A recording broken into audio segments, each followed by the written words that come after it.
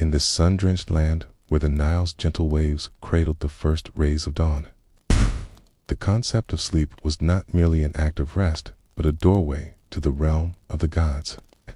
Now, you might picture their beds as luxurious affairs fit for royalty, and you wouldn't be entirely wrong.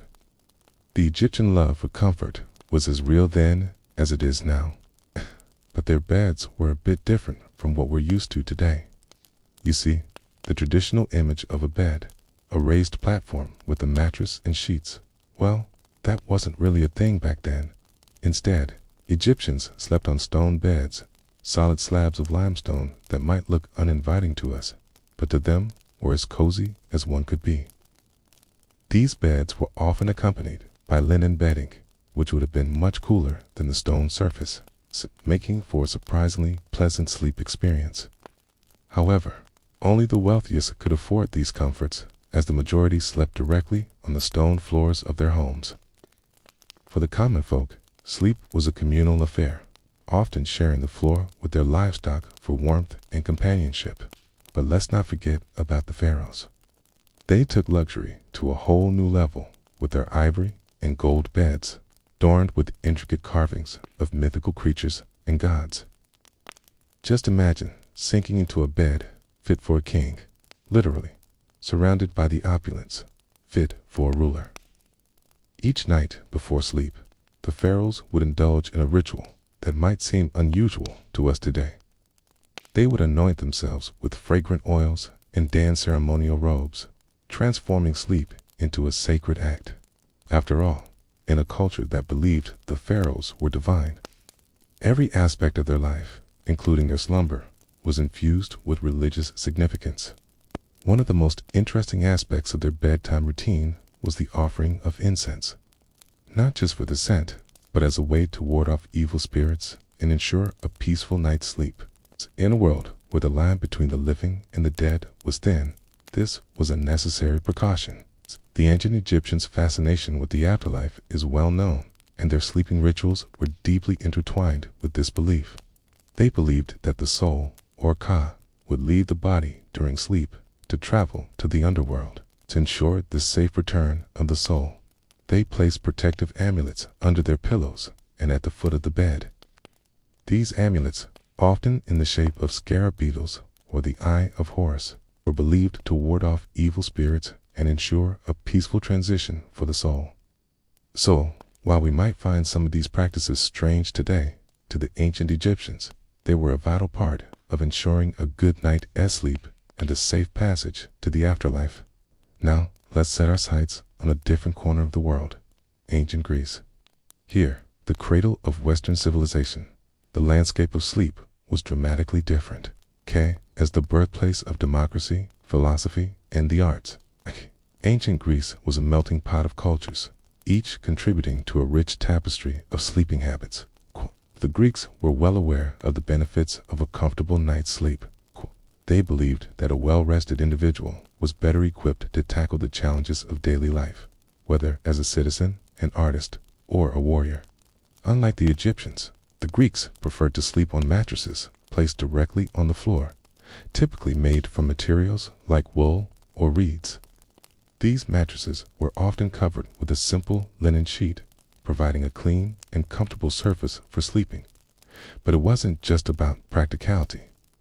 It was also a way of life. You see, in Greek culture, the home was the center of social life, and the communal sleeping areas, known as the gyneconeedium, were where families gathered to eat, socialize, and yes, sleep. This close-knit sleeping arrangement fostered a sense of community and togetherness.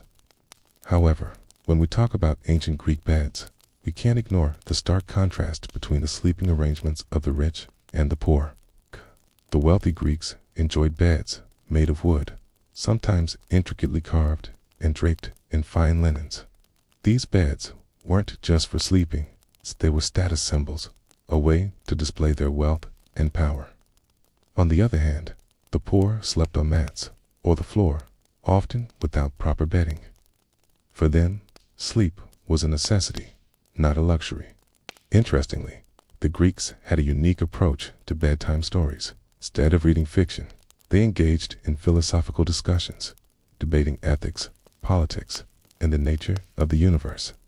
It was a way to stimulate the mind and prepare for the day ahead. Ancient Greek bedtime consisted of storytelling, but not the kind we think of today. Oh no, these weren't fairy tales or bedtime fables. Instead, it was a time for philosophical discussions, debates about ethics, politics, and even the nature of the cosmos. Imagine sitting in a circle under the soft glow of oil lamp, discussing the meaning of life and the complexities of the universe. That was the Greek bedtime ritual. It wasn't just about passing the time. It was about stimulating the mind and preparing for the next day's challenges. Moving on, let's transport ourselves to the heart of medieval Europe. The Middle Ages, a period often misunderstood and shrouded in misconceptions. Sleep in medieval Europe was deeply influenced by the prevailing social structure and the prevailing superstitions of the time. As the sun set over the cobbled streets of medieval towns, a hush would fall over the households, signaling it was time for bed. For the nobility, sleep was a luxurious affair. They retired to intricately decorated bedrooms with 4-poster beds draped in rich fabrics. These beds weren't just for sleeping, they were a status symbol, a way to showcase the family's wealth and power, Can you imagine sinking into a bed surrounded by heavy drapes, feeling like royalty as you drift off to sleep? But for the common folk, sleep was a different story. In the cramped quarters of the working class, privacy was a luxury.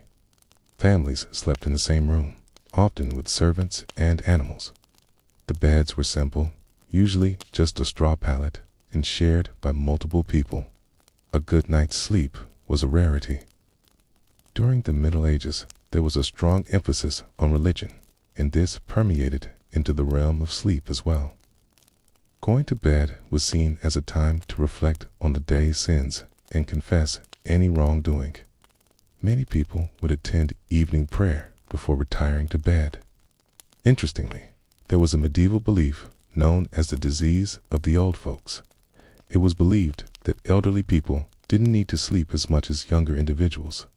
Consequently, older people were often deprived of sleep as a form of punishment, or were simply left out in the cold to sleep on the streets. But let's not forget about one of the creepiest aspects of medieval sleeping habits, the practice of co-sleeping.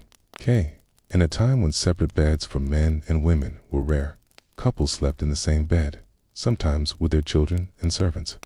Privacy was non-existent, and sleep was a communal activity. Now, this might sound bizarre to us today, but in the context of medieval Europe, it was the norm. Finally, let's transport ourselves to the serene landscapes of Edo-era Japan. Here, amidst the cherry blossoms and tranquil gardens, the art of sleep reached new heights. During the Edo period in Japan, which lasted from 1603 to 1867, the art of sleeping was elevated to a cultural practice, reflecting the values of simplicity, minimalism, and respect for nature. The Japanese have long been known for their exquisite bedding and sleep rituals, and the Edo period was no exception. The traditional Japanese bed, known as the futon, was a simple yet elegant affair. Made from natural materials like cotton or hemp, the futon was placed directly on the floor, allowing the sleeper to feel the coolness of the tatami mats underneath. This direct contact with the earth was seen as a way to stay grounded and connected to nature. The centerpiece of Japanese bedding was the futon cover, which was often adorned with beautiful patterns and colors. These designs were not just aesthetically pleasing, but also served a practical purpose. The patterns helped to align the bed when unfolding it in the morning, and the vibrant colors added a cheerful touch to the daily routine. But it wasn't just about the bed itself. The entire process of making the bed was a ceremony in itself. Every fold and tuck was done with precision and care, reflecting the Japanese value of wabi-sabi, finding beauty in simplicity and imperfection. And when it came time to sleep, the ritual continued. Before retiring for the night, the Japanese would wash their faces and hands, change into comfortable cotton pajamas, and lie down on their futon, Some would meditate or practice deep breathing exercises to relax the mind and body. Children were not exempt from the bedtime routine either. They, too, were encouraged to develop good sleeping habits early on. As the family gathered together, the parents would tuck their children in, often reading them bedtime stories or singing them gentle songs. So as we bring our journey through time to an end, let us take a moment to appreciate the rich tapestry of sleeping habits and customs that have shaped our world, from the sun-drenched lands of ancient Egypt to the tranquil gardens of Edo-era Japan. Each era has its own unique approach to sleep, reflecting the values, beliefs, and circumstances of the time. As you drift off to sleep tonight, remember that you're part of a long lineage of dreamers, each sleeping in their own way, each adding a thread to the grand tapestry of human history. And as the sun rises, may you wake up refreshed and ready to embrace a new day, carrying with you the wisdom and wonder of our journey through time. A scorpion crawls across your pillow, then drops off the end of your stone-carved bed and onto the packed dirt floor below. You re-jolted awake and immediately regret not heeding your grandmother's advice to stay away from the lake. She had warned you that sleeping so close to the water would bring trouble, but the summer heat was stifling and her warnings just superstitious nonsense. Now, you need to find a scorpion-sized hole in your mosquito net so you can safely retreat back to bed. Scorpions and mosquitoes were only two of many dangers of sleeping in ancient Egypt. To find out what other creatures shared the Egyptians' beds, watch this video. Picture yourself in ancient Egypt around 3000 BCE. The air is heavy with moisture and the smell of papyrus and earth. You're sitting up on the edge of your bed, waiting for the heat of the day to pass so you can go farming or maybe take a trip to the market. In the meantime, you've got some chores to do, namely shooing the persistent fly that's been buzzing around your head for the past hour. This isn't just any fly. This is a housefly, which means it's tracked in all sorts of nasty things from rotting food to human waste. And yes, disease. In fact, the ancient Egyptians knew flies could spread illness. They observed how flies land on rotting meat and then show up on people's faces moments later. So they came up with some pretty creative ways to keep flies off their food and out of their homes. Houseflies were a problem throughout the ancient world, and some cultures took measures to prevent them from getting into their food. The Chinese, for example, developed flypaper. In ancient Greece, people wore fly whisks made of peacock feathers or linen. The Egyptians, however, preferred to handle their flies in more gruesome fashion. They employed trained falcons, those large lizards that are actually dinosaurs. Wait, they don't? Oh, right. They used common Egyptian falcons, which are more like little falcons. Anyway, they let the falcons loose inside their houses to catch the flies. Problem solved. Except if you were the fly. Except if you were the falcon. You're about to drift off when you hear a scratching sound. At first you think it's mice scampering around in the walls. Then you see the telltale bulge in the corner of your eye, the unmistakable glint of beady eyes. Snakes. They love crawling into people's beds because our warmth attracts them. The ancient Egyptians kept their beds far from the walls for this very reason. It was also a good idea to tuck your mosquito net under your bed, since snakes can squeeze through tiny cracks.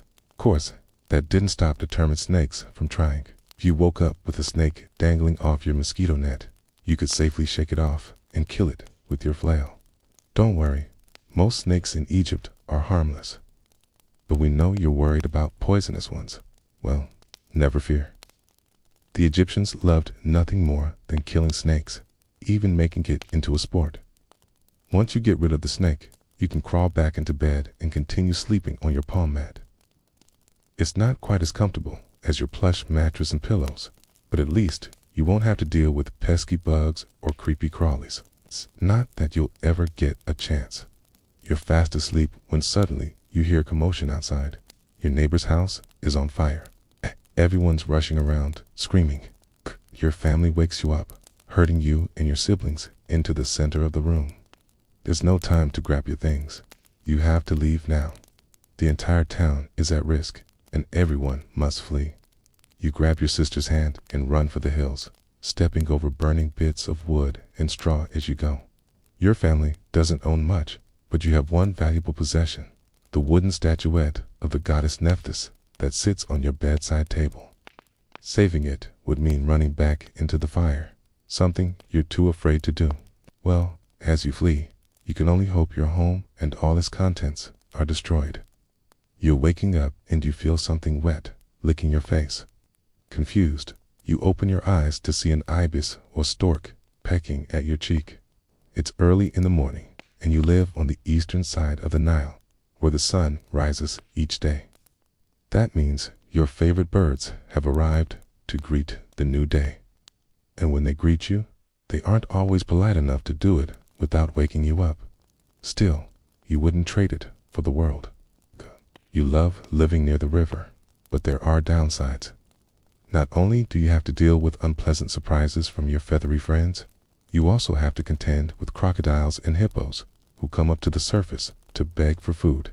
Your village has built strong walls to keep these creatures out, but sometimes they break through. If a crocodile or hippo sees you swimming in the river, it will drag you underwater in a flash, laughing all the while. Back in bed, you decide to stay away from the windows. After all, there's no view like the view from your bed of Thoth, the ibis-headed god of wisdom, writing, magic, and the moon, whose temple is located in the city of Hermopolis Magna on the banks of the Nile. It's 3:30 a.m. and you're exhausted after working the fields all day, but sleep isn't an option. You've got a long journey ahead of you. Soon, you'll be crossing the desert to trade your wares in a foreign land. You unroll your travel cot and lay down on the mat you brought with you. There's no way you'll get a full night's sleep here, so why not try for a few hours of shatai instead? At least that way you'll be able to walk properly when you eventually reach the oasis. With the help of some soothing balm on your eyelids, you should be able to endure the next leg of your journey. Though you might want to keep your eyes closed until you reach your destination, you never know what might be out there. Maybe a nomad ready to mug you, or worse, a sphinx guarding an ancient tomb. Either way, resting your eyes is a luxury you simply can't afford. You're alone in your room. Your parents are dead, and you're soon going to be married, but not in the way you imagine. Instead of a romantic ceremony, you'll be wed to your deceased father. This is a necessary part of Egyptian tradition, since death isn't the end, and your father needs someone to join him in the afterlife. You put on a simple white linen dress, a far cry from the gowns worn by royal women like Nefertiti, and cover your hair with a net. When your father died, his body was embalmed and placed in a coffin, wrapped in bandages and covered in precious materials.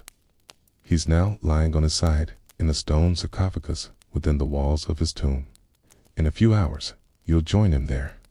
The pharaoh has agreed to overlook your young age, just 12 years old, and allow you to be buried alive with your dad. You may not be thrilled about being buried underground with your father, but at least you can comfort yourself knowing you'll be sleeping in style. Your coffin is lined with red and blue linens and filled with all the comforts you enjoyed in life, including a supply of dried fish and loaves of bread. There's also an oil lamp to light the darkness and statues of everything from baboons to goddesses. Just make sure it's all set up correctly. You'll never want to bump your head on the roof of your coffin. The last thing you remember is your grandfather telling you to keep your distance from the tomb. You ignored him, stepping closer to peer inside the open doorway. What was it like to be mummified and buried? Well, you're about to find out. The sand has begun to pour into your coffin, covering your head and blocking the opening. You struggled to keep your mouth open so you can breathe. The last thing you see before the darkness envelops you is a single flower, the blue lotus, symbolizing the rebirth of the soul. When you wake up, you'll be somewhere else. Somewhere wonderful, where it's always warm and sunny, and there are no more coffins. But for now, sleep awaits. Thanks for watching. Which ancient Egyptian would you most like to visit in their home? Let us know in the comments. Now, consider the rituals that surrounded sleep. Egyptians took great care to prepare for the night. Before bed, many would bathe in water scented with lotus or myrrh, cleansing both body and spirit. Priests and nobles might recite incantations to ward off evil spirits believed to roam the night. One such spell, inscribed on a papyrus from the New Kingdom, asks the god Besa, protector of households, to guard the sleeper from nightmares. Imagine whispering these words to yourself as you settle onto your mat. The flickering light of an oil lamp casting shadows on the walls. Dreams held immense power in Egyptian culture. A noble might consult a dream interpreter, a priest skilled in decoding divine messages. For example, dreaming of a crocodile might foretell danger, while seeing a lotus flower promised prosperity. To encourage good dreams, some placed small statues of base or amulets shaped like ankhs beneath their headrests. These charms, they believed, invited the gods to watch over them as they slept. The Egyptians also paid attention to where they slept. Wealthy homes often had a dedicated sleeping chamber, its walls painted with scenes of the afterlife or protective deities. In humbler homes, sleep happened wherever space allowed, perhaps in a corner of the main room or on the flat roof under the stars during the hottest months. Families often slept close together, their mats side by side, sharing warmth and security. As the night deepened, the sounds of Egypt crickets, the rustle of palm fronds, the distant bark of a dogwood fade into a quiet rhythm. Sleep was a journey, a moment when the mortal world and the divine touched. Let that image linger. A family resting on their mats, headrests cradling their dreams, the Nile flowing softly in the distance. Now, let's leave the warmth of Egypt and travel to the marble halls of ancient Rome, where beds and sleep took on a very different character. I'm here with Minute Earth. It's the 1st century CE in Urian Rome, standing in a villa where the air smells of olive oil and freshly baked bread. A marble fountain hisses nearby, but it's the sound of crickets chirping outside that makes you realize how still it is. In fact, it's so quiet that you can hear a pin drop. And that's not because Romans were especially peaceful people. It was just after sunset, and most of the city hadn't gone to bed yet. The Roman approach to sleep was practical yet luxurious, shaped by a culture that valued both discipline and indulgence. Today, we're exploring what sleep was like in ancient Rome. First, let's talk about beds, because beds in Roman homes were as much about status as they were about rest. If you were a wealthy Roman, your bed, called electus, was a statement of elegance. Picture a sturdy wooden frame, often carved with intricate patterns of vines or mythical creatures. The bed was layered with a mattress stuffed with wool or feathers, draped in fine linens, dyed in rich colors like purple or crimson. These beds were high off the ground, requiring a small step to climb in, and often placed in a private cubiculum, a small bedroom designed for sleep and intimacy. Sometimes there was a curtain to further separate the space from the rest of the room. And although it might seem strange to us now, the head of the bed was usually positioned near the wall, not at the head of the room. This ensured that if someone were to sneak up on you in your bedroom, they would have to climb into your bed to get close enough to do any damage. But sneaking around bedrooms was pretty uncommon, since sleeping quarters were so small. Usually, the cubiculum was shared by only 2 people, a married couple or a mother and daughter. Servants slept in the attic or out in the courtyard. So imagine settling into this lectus, the fabric cool against your skin, a woolen blanket pulled over you as the night settles in. You settle in with a book and start reading, enjoying the flickering light of the oil lamp hanging from the side of the bed. When you're done reading, you have a choice. You could summon a servant to light some incense, and help you wash up before extinguishing the lamp and lying in darkness until dawn. Or you could leave the lamp burning and fall asleep as is, leaving any valuables out of sight, but within easy reach. Although we think of the dark as being natural for sleep, the Romans mostly slept in dim, oil lamp lighting. They didn't want their lamps giving off too much light, which could disturb their sleep. So instead of bright illumination, they had soft shadows dancing across the walls. In general, ancient Romans went to bed earlier than we do today, starting their evenings at sunset or shortly after. At dinner, the centerpiece of the evening meal, conversation flowed freely with friends and family. But once dinner was over, things got quieter. As the evening wore on, people moved from the dining room into the atrium or courtyard. This was the heart of the home, and its columns and fountains provided a cool respite from the heat of the day. Some folks sipped wine, while others took turns telling stories or even recited poetry. This was also the perfect time for flirting. It wasn't unusual for young lovers to meet up here under the cover of darkness. The public baths were another popular nighttime destination. There, patrons socialized and relaxed in the warm water. Baths were also a hygienic necessity, since running water and indoor plumbing weren't common. While a full-body scrub and massage was a luxury reserved for the wealthy, everyone could afford a dip in the public baths. Back at home, when the moon was high in the sky, people began to retire. Slaves lit oil lamps and helped their masters prepare for bed. Washing was the first order of business. First, they applied oil to their skin, then scraped it off to remove dirt and dead skin. The oil was then saved for future use. Next, they washed themselves with cold water, which was thought to make the skin tighter and the body healthier. After that, they donned fresh linen pajamas called subligulum and brushed their teeth with a piece of wood or a small bone. Sleep came next, but not immediately. For many, the routine didn't end at the bedroom door. Many Romans kept their days busy, not only with work and leisure activities, but also with religious observance. So, before bed, they de-stop at an altar in a nearby temple to offer a prayer or sacrifice to whatever deity they worshipped. This was especially true of soldiers, who often put their duty to gods before putting on their PJs. You see, the Roman army was very superstitious and believed that their success in battle depended in part on doing right by their deities. So bedtime rituals weren't just for sleepyheads. They were a necessary part of staying on the good side of the gods. And as soon as they were back home, Romans liked to lay their problems at the feet of the gods. Figuratively speaking, of course, because they didn't like to bring their dirty feet anywhere near their beds. To ward off evil spirits, they hung charms above their doors and placed amulets underneath their pillows.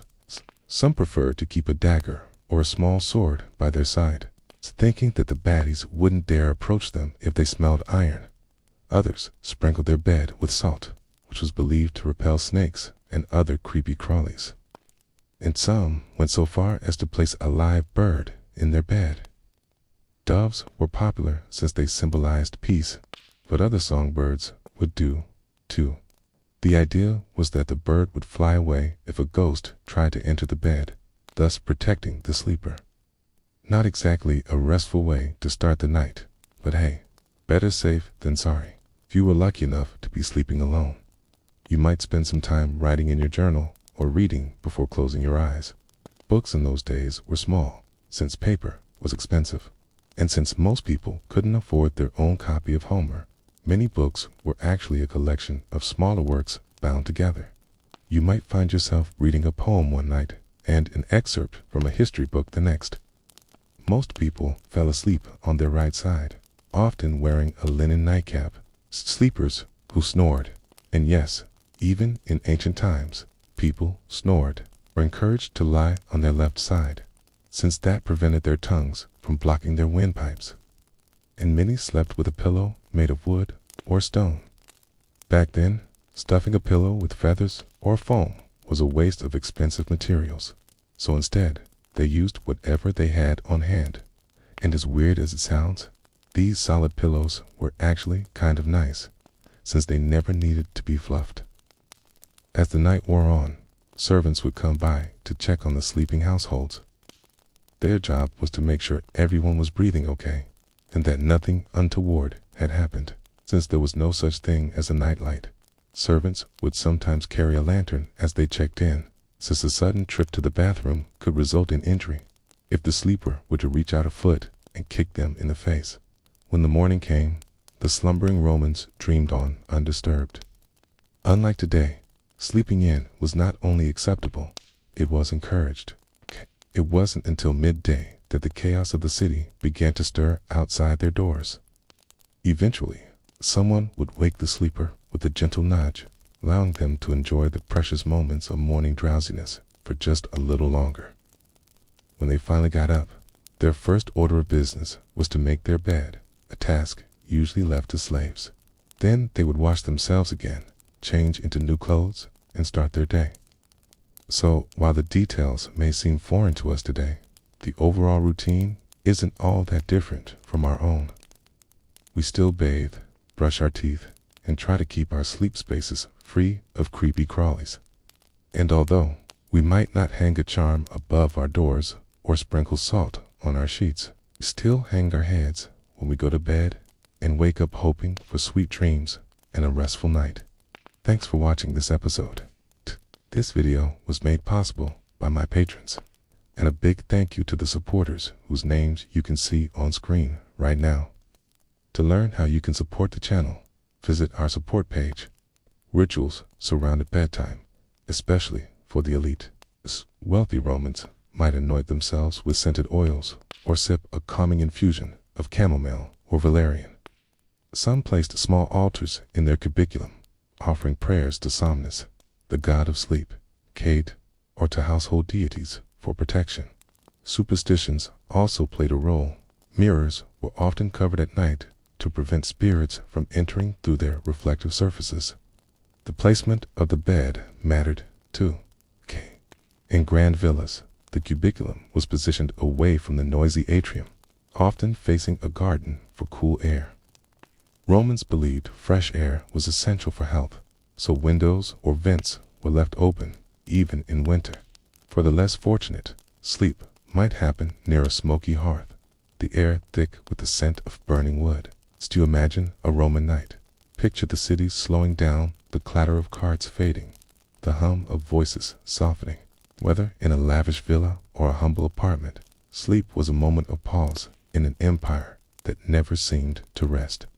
Let's carry that stillness forward as we move to medieval Europe, where the night took on a very different texture.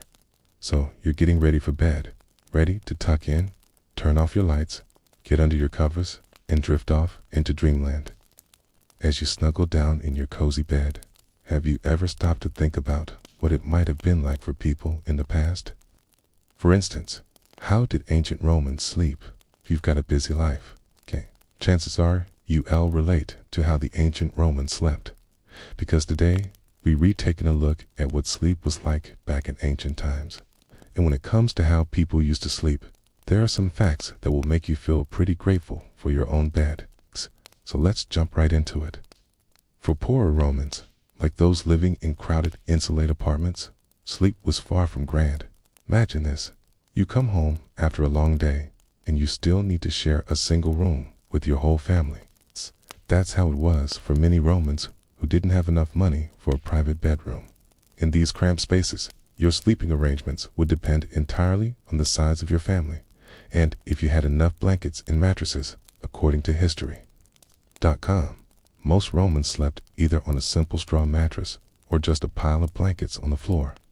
Even the wealthy wouldn't have anything like a box spring or a fancy bed frame. Instead, they might sleep on a wooden board with a bit of padding on top.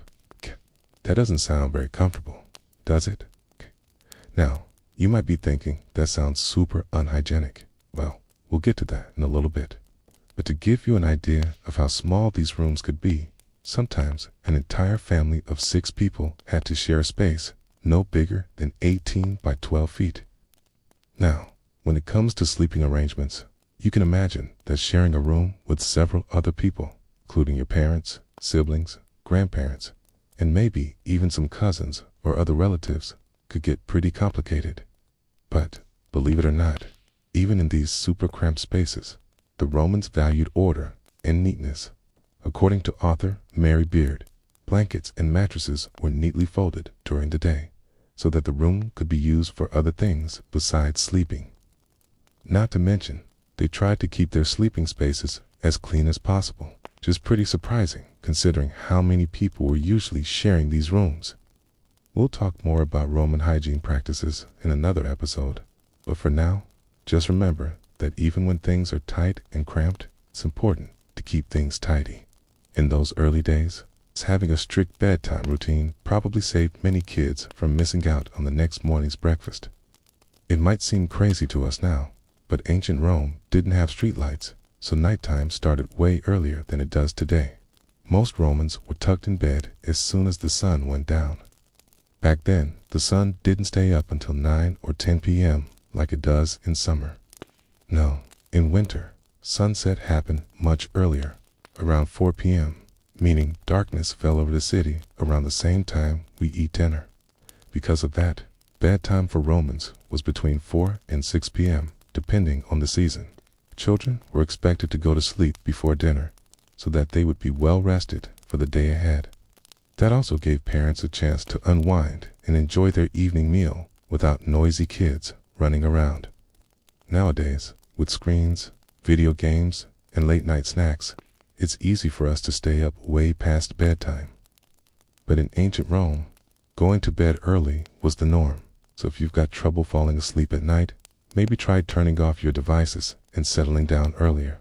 Who knows, you might just end up feeling better rested. Sleeping arrangements weren't the only thing that varied, depending on whether you were rich or poor. Food was a huge part of Roman culture, and meals were usually eaten on beds. Yep, you heard that right. In Roman times, tables weren't really used for eating. Instead, people spread out blankets or mattresses on the floor and enjoyed their meals there. However, for wealthier Romans, there was one big difference. Their beds were elevated. According to author Mary Beard, wealthy Romans had special beds with curtains. These beds were raised to make it easier to eat comfortably while lying down. Meanwhile, poorer folks had to make do with whatever they had, often ending up with uncomfortable sleeping arrangements when it came to meals. Ancient Romans ate 3 times a day, just like us. However, their portion sizes looked a bit different than ours. Breakfast, lunch, and dinner all featured dishes made with ingredients from across the empire, including grain, fruit, vegetables, wine, honey, nuts, and dairy products. Breakfast, or ientaculum, was usually light and quick to prepare. Think bread dipped in wine or milk with a bit of cheese. Lunch, or prandium, was the biggest meal of the day and might include meat, fish, vegetables, and fruit. Dinner, or cena, was lighter than lunch and often featured leftovers. But wait, we haven't even talked about the most interesting part of Roman meals yet: the company. In ancient Rome, meals were a social event, especially dinner. Back then, people didn't eat alone. Instead, family members and even slaves gathered around the bed to enjoy the food together, and it wasn't unusual for dinner to last 4 hours. Talk about making memories. Roman sleep habits were quite structured, a bit different from our modern idea of 8 hours a night. Instead, they followed a pattern called biphasic sleep. This means they slept twice a day in 2 distinct periods. The first sleep, or prima somnus, began shortly after dusk and lasted a few hours. Then, around midnight, many Romans woke up for a bit. This wasn't considered insomnia, but a natural pause in the night. The quiet hours of midnight were an ideal time for quiet activities like prayer, reading, or a little chat with neighbors. After an hour or so, people would return to bed and drift off until dawn. This system allowed Romans to get plenty of sleep while also fitting in some quiet activities during the night. Plus, it helped them make the most of daylight hours, which were precious for work, shopping, and other daytime pursuits. Now, you're probably wondering why anyone would choose to wake up in the middle of the night. Well, back then, people didn't have electric lights, so nighttime was dark and dangerous. Plus, waking up in the middle of the night was totally normal. In fact, many people saw it as a good opportunity to do some quiet activities like praying or reading. Imagine yourself in a Roman villa. It's late, and you've just finished your dinner. After a long day, you start to feel sleepy. You head to bed and snuggle up under your blanket. But then, suddenly, you hear a noise outside. You sit up in bed and pull out a small lamp to investigate. Maybe it's a cat or a mouse scurrying around. But then, as you look out the window, you see a group of people walking past your house. You wonder where they're going at this hour. You lie back down and try to sleep, but the image of those shadowy figures keeps you awake. Finally, you give up and reach for a nearby scroll. You spend the next hour reading by lamplight, enjoying the quiet of the night. Eventually, you feel sleepy again and settle in for a second sleep. People in ancient Rome liked to follow a routine, and that included their sleep schedule. Usually, the day started around sunrise, and that meant getting up early. But don't worry, because once you got up, you could take your time getting ready for the day. There was no rush. It wasn't uncommon for people to wake up before sunrise and start getting ready for the day. But that didn't mean you had to jump out of bed right away. In fact, the Romans liked to take their time in the morning. They knew that a good, slow start to the day could set you up for success. So don't feel bad if you're not a morning person. It's in your blood. As you've probably noticed, sleeping habits back in ancient Rome were quite different from our own. While we might be used to sleeping 8 hours a night in a comfy bed, the Romans managed to get by on much less. In fact, they often slept on simple mattresses or even the floor and woke up in the middle of the night. But despite the differences, there are also some similarities. Like us, the Romans valued a good night's sleep and took steps to ensure they got it, like keeping their sleeping areas clean and setting a regular bedtime. Plus, they understood the importance of waking up refreshed and ready for the day. So, maybe there's more to ancient Rome than meets the eye. Who knows? Maybe you'll learn something about sleep that will help you get a better night's rest tonight. Did you find this video interesting? Tell us in the comments below. And don't forget to like and subscribe for more videos like this. Thanks for watching.